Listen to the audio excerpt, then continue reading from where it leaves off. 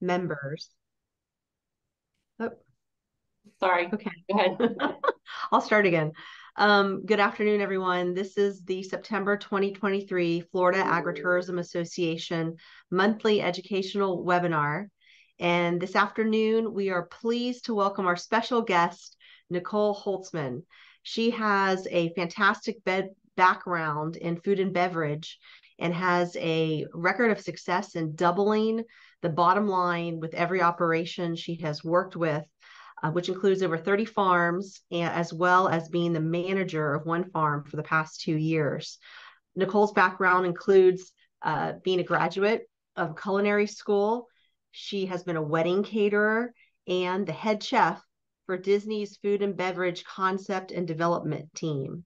So we really appreciate you coming to our first annual conference, Nicole, back in July in Gainesville. And it was such a pleasure meeting you, as well as your dad, who was our keynote speaker. But we know that you have excellent expertise to share with us this afternoon, and hopefully our members will benefit from this knowledge. So with that, welcome, and I pass it to you. All right. Well, thank you so much. I really appreciate the introduction. I'm going to go ahead and start sharing my screen here. See one sec. All right. This. All right. Are you able to see everything okay? We can. Perfect. All right. So I'm going to go through kind of an overview of a lot of different things in food and beverage. We're going to kind of start with a little bit of how to pick menus. We're going to do a deep dive into SOPs, or standard operating procedures. These are really kind of like a key backbone to developing a successful operation and really being able to have kind of everything work and everything flow very well. So we'll go ahead and get started. We'll go into that, and then we'll touch on just kind of a few other things. And if we have time at the end, there's also a little bit of a bonus too. So, so you heard a little bit about me. So Elements Hospitality is the company that I run right now. I started it this past year after working as a consultant for 3 years with a focus on agritourism. And, you know, I have a lot of background in working in all kinds of restaurants and working for Disney, catering, all of that stuff. But I really found a passion for the agritourism industry. And it's something that's so unique because it's an industry that gets so many people, but there's not as much knowledge about food and beverage and this size of captive market of really how to feed this many people at once, and how to really do it with good quality food. And even a lot of the industry people, like your, you know, equipment dealers or your food vendors, are very foreign to the concept. For those of you who are open only 6 weeks for the pumpkin season, they're not used to, you know, that short of a season and don't always understand that it's such high volume. But even to those operations that are year round, it's just kind of a unique business. So I really got passionate about it, and I love being able to come on and do education and really share a lot about what I've learned throughout the years and the different systems that I've developed. And I think if you're able to even take one or two things away from this speech and really implement them into the day-to-day life of your operations, it can lead to a lot of success. So in starting out, the why should I listen, right? That's always the question.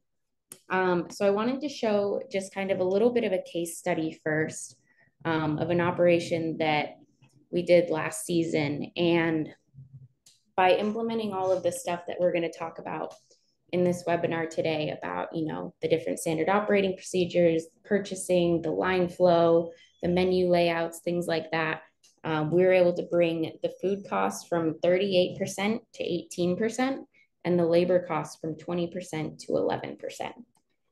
And this shows what that actually means in a dollar value over a 2-year period. So revenue wise, they went from 850,000 to 1.1 million to 1.3 million. And the bottom line though went from 384 to 636 to 924. So in just 2 seasons, they were able to go from 348,000 on the bottom line. So that's after all their food and labor and expenses to 924,000. So it seems like sometimes that food can be a little bit of a headache, but I think there's really a lot of opportunity there to be able to grow and make this another profitable piece of the business. So a good place to start is menus. And actually, I'll pause real quick before I get into this. If anyone has any questions, I know we all heard this back in school, there's no dumb questions, but in this case, there really aren't. If I'm ever going through a concept or an idea too fast, or you have a question about anything that I'm saying or any acronyms that I'm using, feel free to write in the chat. I know the leaders said that they would kind of help keep an eye on the chat box for me and stop me if anyone had any questions. So if you do, please feel free to stop me. I want to make sure that everyone kind of knows what I'm talking about as I'm going, so that as I'm explaining points, you all are understanding at least the concept of it. So the first one we're going to talk about is menu. So this is a big question that a lot of people ask, where, you know, there's hundreds of foods out there. How do I know what should be on my menu? So we start with these three main criteria. And the basic law against this criteria is that if it doesn't fit one of these, it doesn't go on the menu. So it has to taste good, be easy to execute, and be profitable. So you could make, let's say, you know, the best, one of the good examples is sometimes people like doing like grilled cheese. Like I was just at an operation, they wanted to do a grilled cheese concept. So they tasted great. There were these like gourmet grilled cheeses with the homemade tomato soup.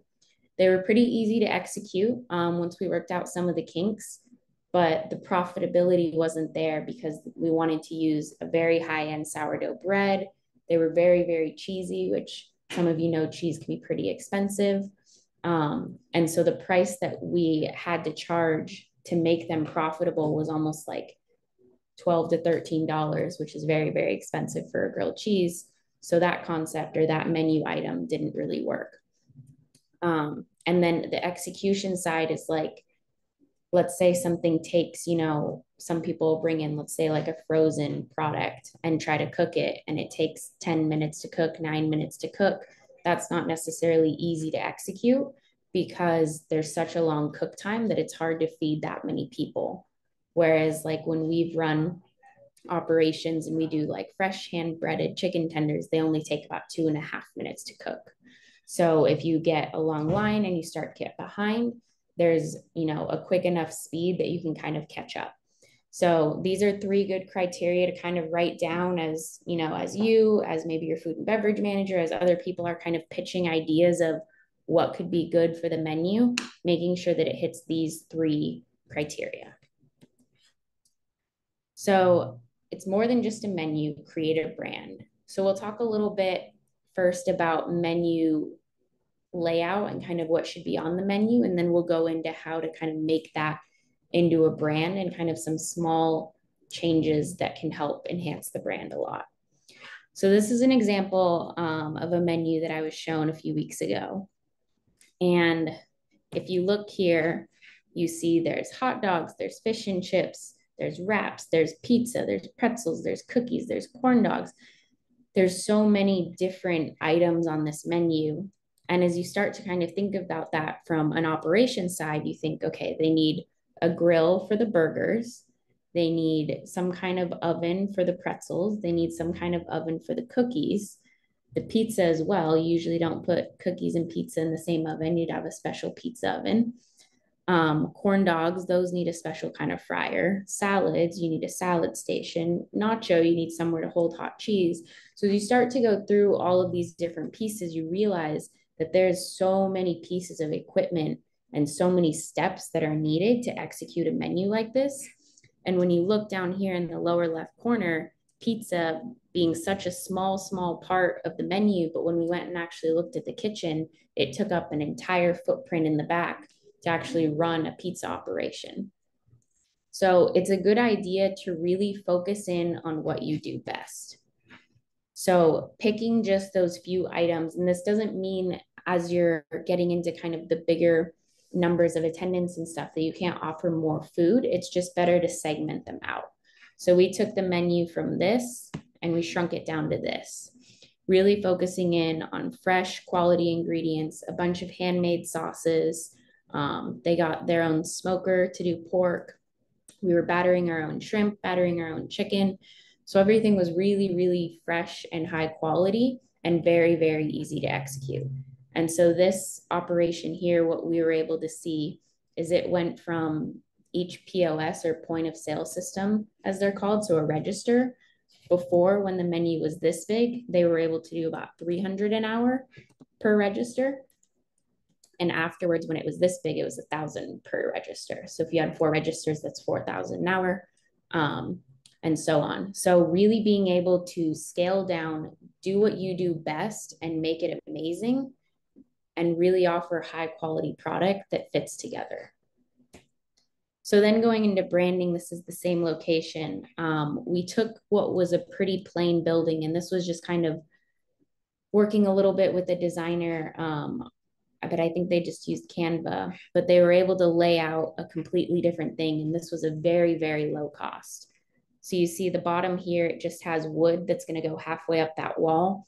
They're just painting the wall blue, adding in a little bit of windows. There's kind of some like metal decals on the bottom of different animals.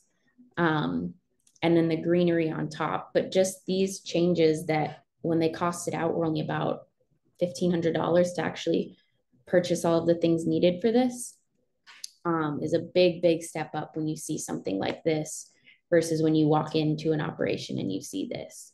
So when you come in to your farm, a big part of it is the people, you know, your farm, you're outdoors, so people understand that part, but being able to really give each of your food concepts their own brand and their own identity so that they can really, you know, flourish and do well with what they are and enhance your operation. Because I think the biggest thing is that sometimes people see food as a headache, but food should really be an enhancement to the experience.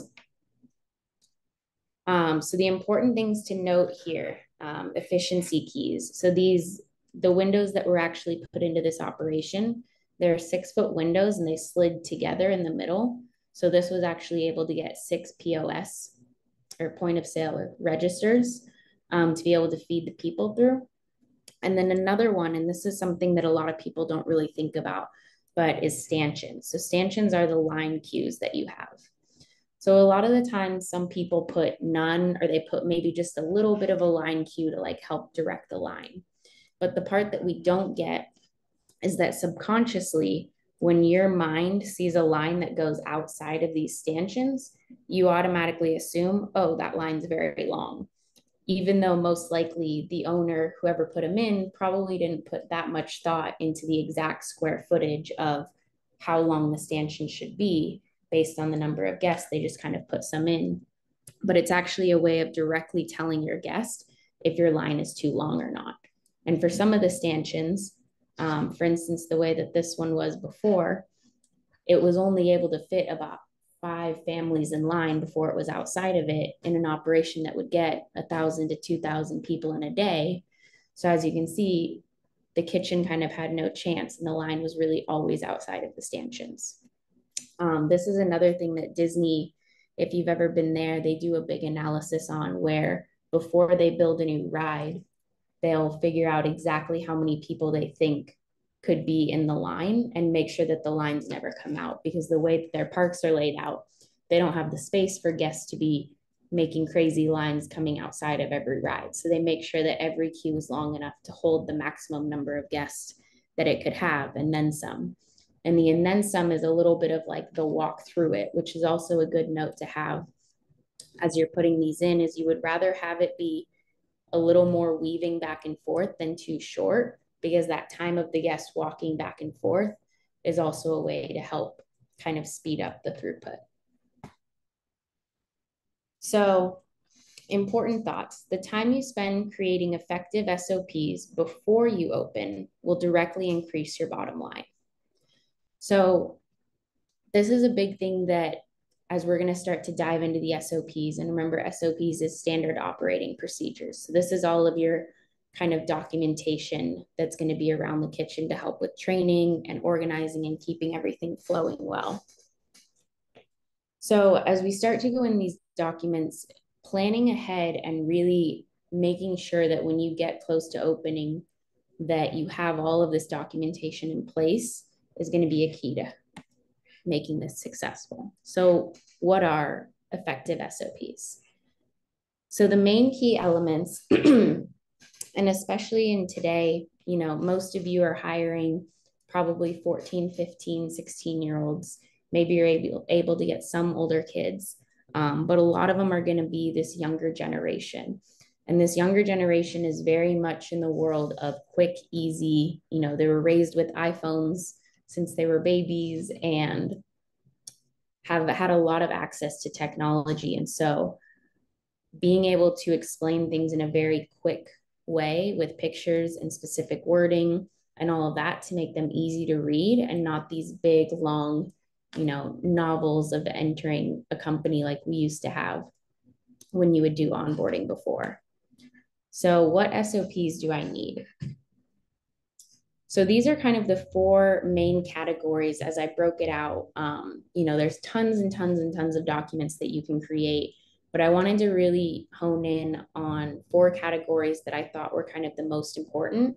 And I'll dive into each of them a little bit about the specifics of what is important in those sections. So the first one is going to be opening and closing documents. So this is going to include things like how to group your tasks together to limit trips, how to create opening and closing documents by stations, listing the tasks in order. So the way that this kind of increases the efficiency is that if you come into the kitchen, you're able to get a document, and let's say you're the grill cook that day, and you would have a step-by-step document that says first, you know, come in and you grab these sets, or you turn on the grill first. And then next you go to the dish area and you grab 2 pans, 2 spatulas, and 3 knives. And then you go to the walk-in and you grab your burgers and your cheese and your chicken and your fish and everything you need. And so it goes through step by step of like exactly what the person should do to set up their station and also grouping it together. And so by doing this, what we've seen is where a lot of places would come in and, you know, let's say they open at 10 in the morning, they would schedule everyone to just come in at 9 or 8:30 to set up the kitchen. We're able to have 1, maybe 2 people come in and set up every station and do it within an hour or an hour and a half because their time is being used more efficiently by being able to have clear direction of exactly what to do. These documents are also very good for training. So we utilize them where, let's say we have a new cashier who comes in and they're the opening cashier and they need to get all the registers set up and they need to get all the ice filled for the soda and the water's restocked and all of those things. You're able to just hand them a laminated document that says exactly what they should be doing and in what order. And then we usually hand to them and say, if you have any questions, you know, let me know, or we'll walk through it with them day 1. But that way, when they come back on their 2nd or 3rd day, they're able to just get that paper and follow along with it so that they don't have to try to remember every single thing. So it simplifies and standardizes the training as well.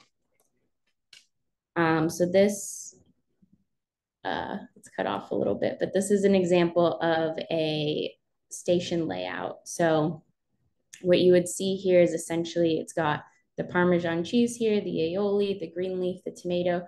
So it's going to be a photo of what the station actually looks like, as well as labels on top for what is in it. So those station layouts are really good to put kind of anywhere you can if you want, you know, what the inside of a fridge should look like, or what utensils should be at the fry station, or what should be at the grill, or anywhere like that that you can put a picture and put it up to help visually for people to see like, oh, I'm missing this, or this is needed too. So those station layouts are a very helpful piece to add in. Another one is going to be your prep and par lists. So this is a document that I've created, and essentially the way that it's laid out is that on the left, you have all of your items that need to be prepped. So you've got your blended strawberry, your lemons, your lemonade, your funnel cake batter. And then the green column next to each of the days is going to actually be the par level. So for this sheet specifically, they're all the same par level, but usually Monday and Tuesday and Wednesday, and maybe even Thursday might have different par levels than Friday. And Friday would probably be a lot busier. And so the way that this document is set up is essentially you fill out the blue column for what you have. So you would go through and take your inventory. And you would say, I have 1 thing of strawberries, maybe no cut lemons, 2 5-gallon tubs of lemonade. And then the column to the right of that, this is done in Excel. So it would populate what you need based off of the par level and what you have on inventory. So what's nice about this is it takes kind of the thinking away from the job to where as a manager or a higher up person, you're able to create these systems that take a lot of the thinking away. And I think that's in general the main kind of goal of this, and why we say it simplifies it, is that not everybody has to know how to make a prep sheet. You just need someone who can count the number of strawberries and pans and all of that, which usually is a pretty simple task. So as long as you have someone who can count, then they can now be able to be someone who can create your prep list. We also have it laid out in a way that you have each day next to each other so that you can start to see if there's any trends. So this would be kind of a higher up manager, someone overseeing, can start to look like, oh, we've had, let's say the par level was at 2 5-gallon tubs of lemonade. We've had 2, and then we had 1.5, and then we had 1. So we're actually only using half a day. So maybe you're over prepping, or maybe you're always running out of something. And so this is a good way to be able to kind of oversee what's actually happening. Are they always short on something? Are they always over on something? And being able to do these documents in Google Docs also allows you as an owner to oversee kind of from a distance and not always have to be right there and still know what's going on. So the next section we're going to get into is prep. So some of the keys with the prep is visual diagrams and photos, making sure to have recipes, and then utilizing those recipes or the visual diagrams to have utensils that help determine portion size.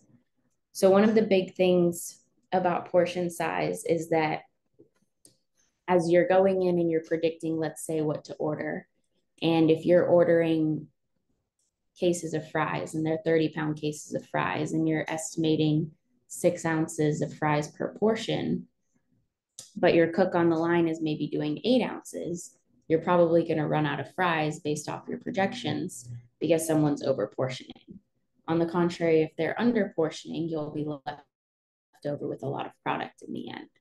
So being able to use utensils is something that we've seen to be very, very useful. So if you're putting, let's say, diced chicken on a chicken wrap, you would put a 1/2 cup scoop or some kind of measured scoop in the actual bin so that the employees are able to just use that without having to think. And that's just the scoop, and they know it's the right portion every time. So this is kind of a recipe template. These are really good to have, and we make them for everything, every sauce, every kind of how-to. It would be like the funnel cake batter as well. Really every part of what can be prepped or made, you want a recipe for, and then we hang these up around the kitchen near the stations. So this is able to tell you what dish it is, how many it's going to make, the shelf life, so how long can that actually sit under a warmer, and then the tools you need. So the funnel cake ring, the tongs, the spider, which is what kind of gets it out of the oil. And then it'll go through step by step on how to actually make the funnel cake. Another option here that we've implemented as well is videos. This is a little hard because you don't want kids watching videos during the workday, but we've created like YouTube channels that go through visually like how to cut a tomato right, how to cut the lettuce right, how to make a funnel cake. And so before the staff comes in, they're able to actually watch these videos so that they can visually see it being done right. And this is another way, especially for the seasonal operations where you don't necessarily have a ton of time to train everyone. It's a good way to be able to get people in. Sorry, this one's cut off too. So this is essentially just another sample of a visual where it goes through and just shows kind of how the fish is prepped and just what your station should look like. And then this is a portioning diagram. So we had the weighed out 6-ounce portion, and then we had a specific 1 pound boat scoop for it. And then next to the fry station, we hung this up. So this is what 6 ounces of fries looks in a 3 pound boat from a few different angles, so that as the employees were kind of scooping and boating up the fries, they were able to look to the left and kind of verify that that was the correct portion that they should be using. But like I said, we also have the proper portioning scoop there as well. So kind of with this 2-step process, it leads to a lot of success with the proper portioning. So up next is going to be operations. So having daily timelines for your managers and leads to open to close. So everything from prep in the morning to closing at night. Some key areas are also order in line and cashier scripts. And then the use of proper tools, which we talked about a little bit previously, but this part kind of fits into the operations as well, of making sure that you're always using the right scooping size so that the kids or employees are always doing it correct. So as far as the daily timelines go, this is essentially similar to your opening and closing checklist, except it's for the manager. So when I built these, what I would do is I would walk through my morning and see exactly what I was doing at every morning. So at 9 o'clock, let's say I would come into work and I would check on the prep team, make sure that everyone had arrived. At 9:30, I would make sure all the equipment is on, leading all the way up to like at opening. I would make sure right at 11, the doors were open and the windows were open. And then I would go out front and take a look at the windows inside and make sure that from a guest perspective, everything looks good and clean. So I really broke down every little thought that I have and just kind of wrote it out on a step-by-step sheet. And so for those of you who have run your own food and beverage, and let's say you're kind of ready to pass it down to someone else, this is a way that I've found that's really good to kind of be able to get someone else in your brain of what you think of, is to really just write it all out and be able to create those documents. As far as the cashier scripts go, this is again kind of with, if you're working with the younger kids and the younger generation, that's really good to have, is just, you know, a lot of us will have people who it's their first job, they haven't really worked much before, they might be a little nervous. So being able to kind of give them a script that they can practice at home that says like, hi, welcome in, you know, how's your day? What can I get started for you? And then how to like close it out as well is a really good idea so that they kind of know exactly what to say. And that's where you can add in, you know, if you have, let's say, souvenir cups and you want them to upsell those, you can add that into the script as well. And it's just a good thing for them to be able to practice at home. So as we talk about proper tools, this is just kind of an example of a tool and also how much it can range in what the kitchen industry offers. So fry timers. Timers are a really, really important part for those of you who have fryers or if you're thinking about getting fryers. Being able to create consistency, and especially if you're going to be working with raw chicken, we've brought fresh chicken into many operations and have to this day still not had an issue with anyone coming back saying that they had raw chicken because of these timers. So having the staff able to utilize a timer, and we do it a timer per basket because sometimes you may drop one basket slower than the other one, and we really want it to be accurate. These are a really good way to help kind of regulate that.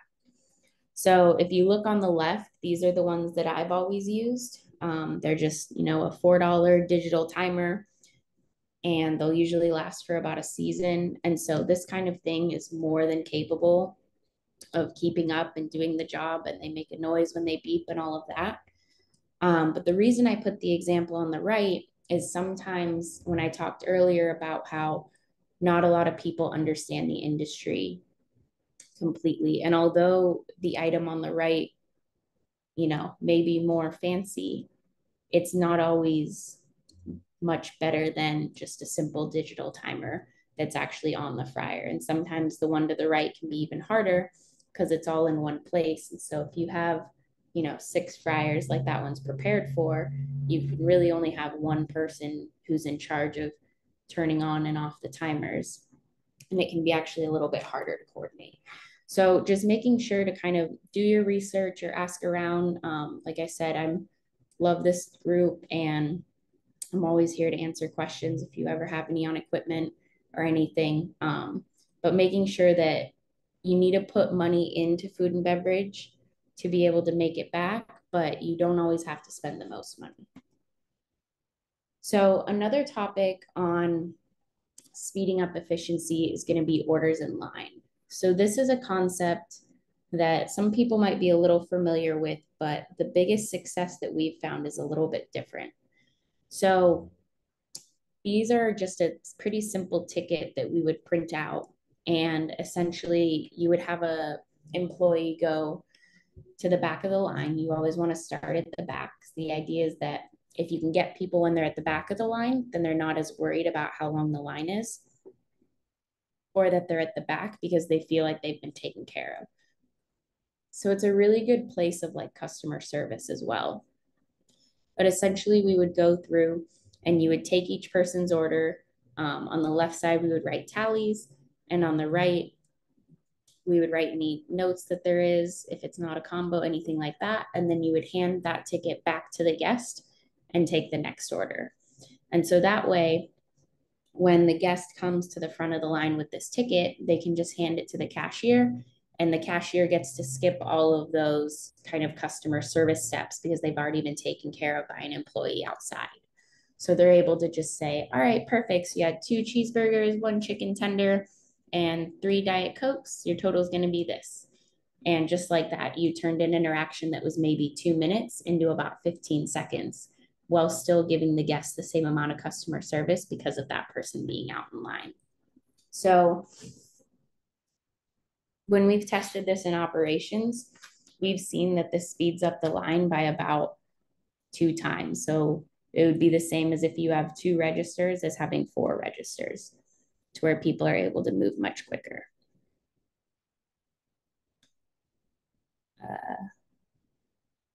Was there a chat? I can't quite view it. No, it was just me just saying that's very helpful advice. Perfect. Yeah, this is good, especially if you're limited on the number of registers you can have, and you maybe, you can't quite expand yet, but you want to be able to speed up your line. This is a really, really good system for that. So getting into the 4th section of the SOPs is going to be the management section. So this is one that definitely takes a lot of time to create all of these documents to be able to properly track everything. But once you have them in place, they're very, very, very useful. So management in slow and busy times, schedule guidelines, lead and manager checklist duties. Those are all really key documents. The management in slow and busy times kind of goes back to that document about how to open and close with the step-by-step processes that your manager can take. But really creating that can be a big help to pass along kind of the baton to a new manager. And then as far as scheduling goes, we also talked a little bit earlier about being able to have these opening closing lists and limit the number of people that you need at a time.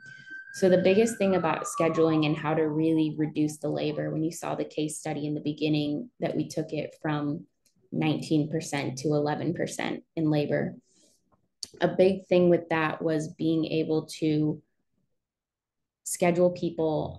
What I always say is it's a 15-minute increment.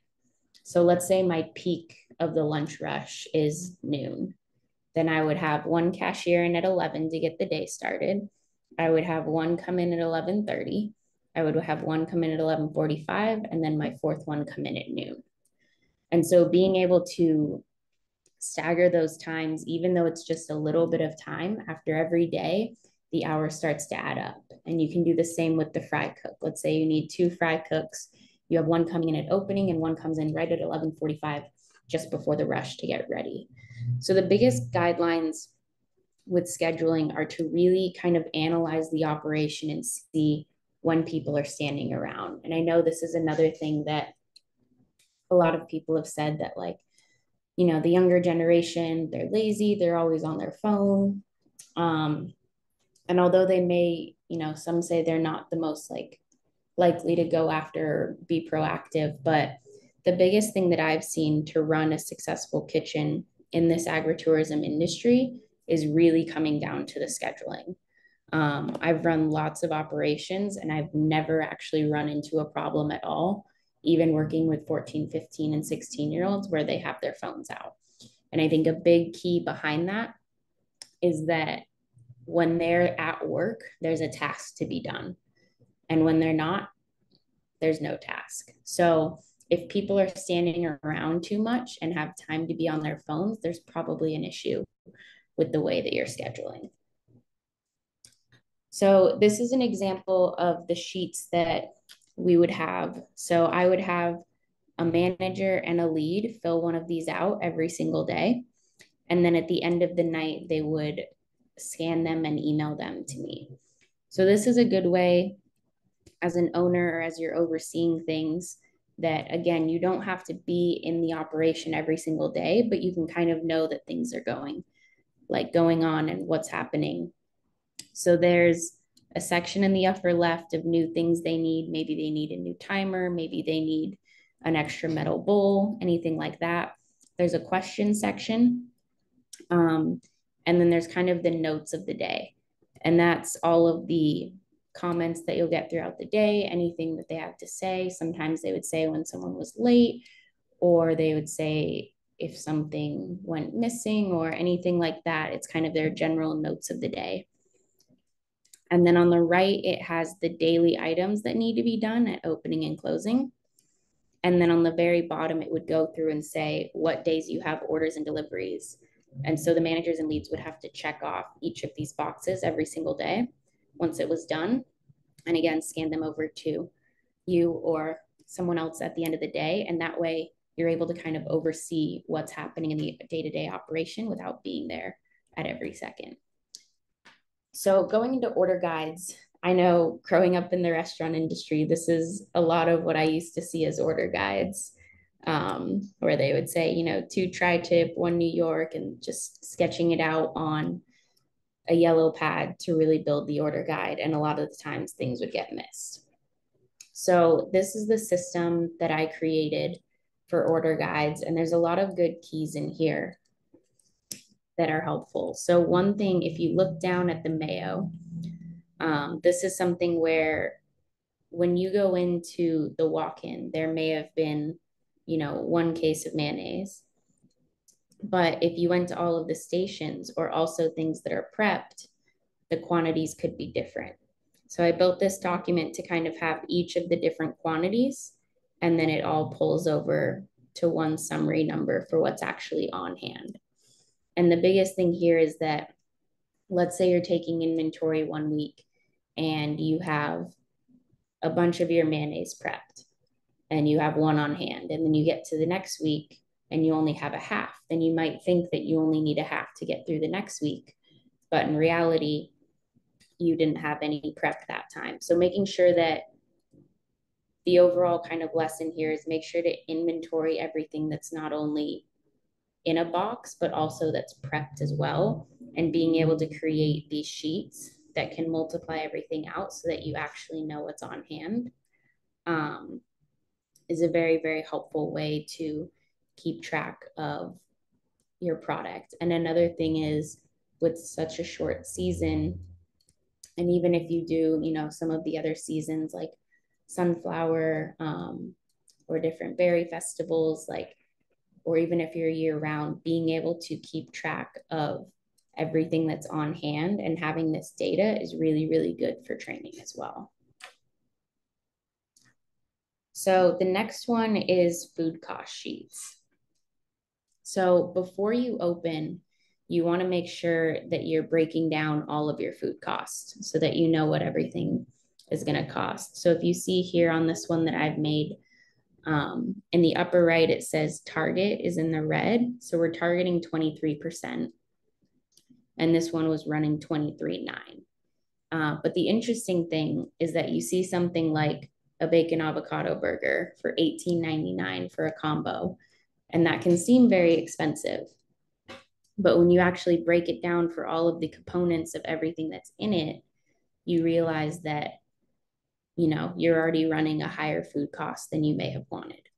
So costing out all of your items before you open is a really, really important key. This helps determine your price. This helps in that section where we talked about the 3 criteria of profitability. There's no way to know if it's profitable if you don't break down your food costs. So the way that the ones work that I build is I try to build them out to have links.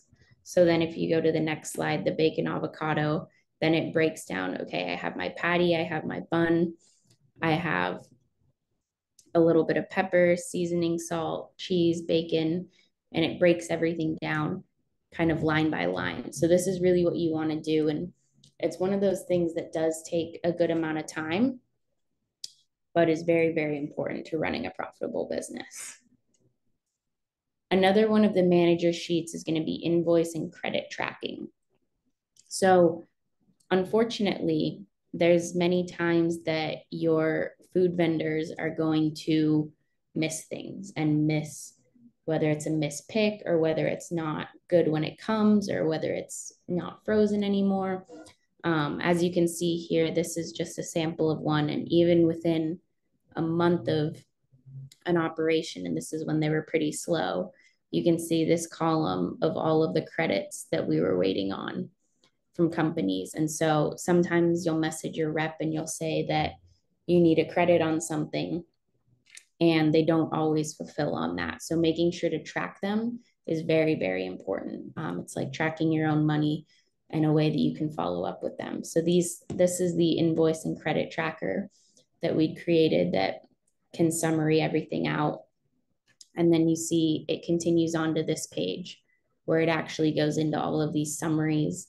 And this is a little bit more kind of food and beverage 401 or 2.0, a little more advanced, but it's a good way to really break out, you know, a 2-week period, each section, the monthly totals, the year to date, all the different kind of components of the food. But the biggest one is really just kind of back here. If you're able to track the credits and the amount spent, that's kind of the most important part. So SOPs are the cornerstone of an efficient food and beverage operation. They really are something that can seem like a bit of a headache. And I know after we just went through about 20 minutes of talking through all that, it can seem like a lot of information. And it is something that does take time. But once they're implemented, it really makes your operation run much more smoothly. So seasonal operations, why is it good? One part that we see that's really good about it is limited menu. And when I say limited, we don't mean that in a negative way. It's in the same way that you don't have to be everything to everyone. So when you go out to eat and you go to a burger restaurant, they don't usually have pizza if they're known for their burgers. So not having to integrate all of these different concepts and really just serve what you serve best. Another one, and this is important to know as you're talking with your food vendors, whether it's Cisco or US Foods or PFG, knowing that your buying power is very, very large. So I was running a farm out in actually Amish country, Pennsylvania, but we were just north of Pittsburgh, and it was a 6-week season. But we were talking to our food rep, and we were actually the largest purchaser of food in those 6 weeks compared to anyone else in the entire area of Pittsburgh, just as a farm that's up north. And so what it is that you have so much more volume than a standard restaurant would have. And so you actually have much more buying power than you would think. So going into those meetings and negotiating with your food vendors, asking them, to lower the prices, comparing invoices, maybe with other farmers, if people are open to share, things like that. But just knowing that coming into those meetings, you have a lot of buying power. And the other benefit we see to seasonal operations, and again, this doesn't necessarily apply if you're year round, but for those of you who do take a season off, or like a time period of the year off, being able to adjust and make changes. So you're able to run, and launch new menus and new things and see what works and what didn't. And then you have the off season to be able to make adjustments. So in summary, menus and branding, the biggest thing, the 3 criteria is that it tastes good, it's easy to execute, and it's profitable. Branding your buildings, even if it's not spending a lot of money, but just coming in and putting some kind of nice branding touches to it. And then menu engineering. So we didn't quite talk about this, but menu engineering is essentially just the layout of a menu and the way that your eyes are directed towards something. So if there's boxes around it, if it's bolded, if there's pictures, the same thing that kind of draws you in, you're able to pick basically the top things that you want to sell, and you want to just highlight those on a menu. And that's what menu engineering is. The next keys we talked about were SOPs. So just remembering as you're making these SOPs that the key elements are pictures, quickly understood, concise wording, and making sure your words are bold, colored, and italics. And then another one is going to be the efficiencies that we talked about. So the number of POS is a very, very good one to be able to increase your efficiency. Obviously, the kitchen needs to be able to keep up. If you're going to go from 2 to 6 registers, you need to have the kitchen that can keep up with that. But the number of POS is a big one. The length of the stanchions, the line queues that we had talked about earlier, as well as the orders in line. Those are 3 really, really good ways that you don't need to make a ton of changes, that you can really make the kitchen much more efficient. And then the last that we talked about is just the seasonal operation benefits. So the limited menus, the buying power, and then maybe the little bit of extra time that you have to build the new building or implement new things can be something to really utilize. So overall, there's so many different kind of components that we can go into on food and beverage. And honestly, I could talk probably for hours more about many different things. But the biggest takeaways that I would really hope that you all can kind of see from this is that, to start building your brand and branding yourself doesn't have to be such an expensive thing. And really limit your menus to make it easier on yourself and easier on your guests and your staff and everyone. And then getting these SOPs created is going to be something that'll be key for making staff retention better, guest experience, kind of an overall just better food and beverage operation and experience for everyone.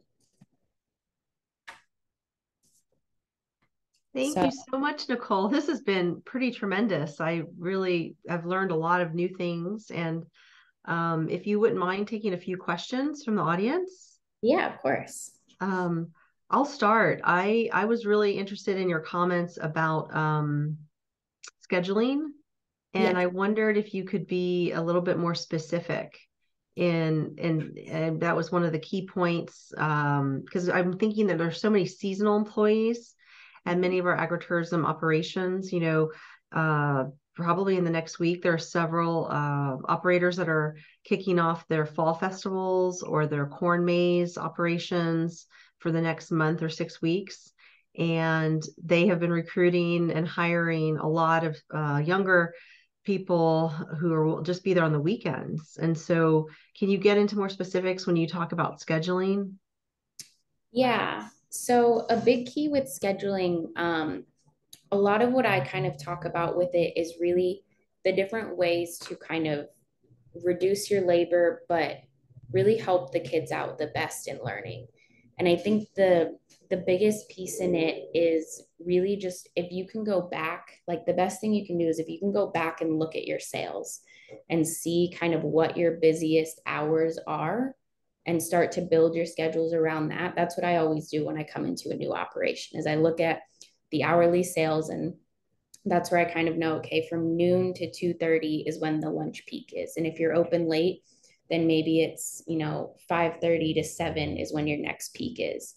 And so for those two peaks, you want to make sure to have like all hands on deck with staff, but in the off times, making sure that either they're on shorter shifts, which some of the kids do really need that. That's definitely something I've noticed is like they're very young and ambitious and excited at 14 and 15 to come in and work. And they're like, I want to work full time. And then they start working and they realize it's really tiring. So making sure I also usually do weekly check-ins with the staff where I go around and actually go one by one to each employee. And it doesn't have to be long, but it's just kind of that little personal touch where you're checking in, you're seeing how they're doing, that they're liking the position they're in, that their hours aren't too long or too short. And so that kind of personal touch is also a really good way to help create the culture within the operation. That is really helpful. Thank you very much. Of course.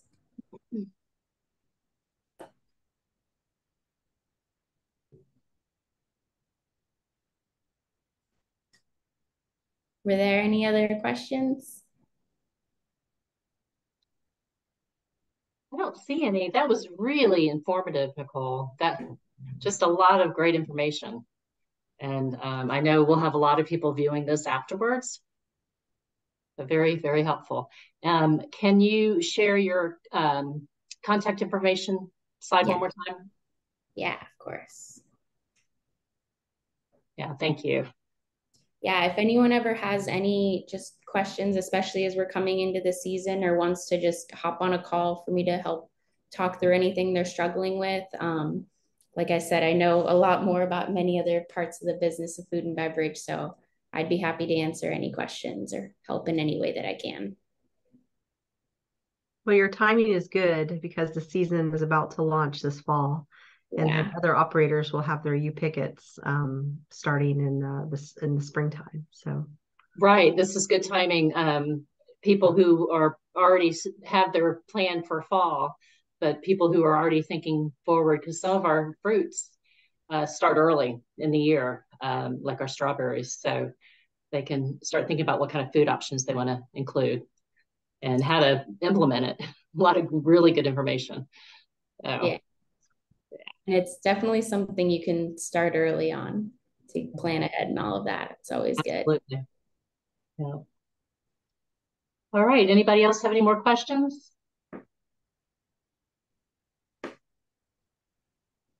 Okay. Well, thank you again, Nicole. I really appreciate your time this afternoon. Yeah, of course. Thank you so much. And thank you everyone who came on and listened. Okay. We'll be in touch. All right. Sounds good. Bye-bye. thanks, everybody.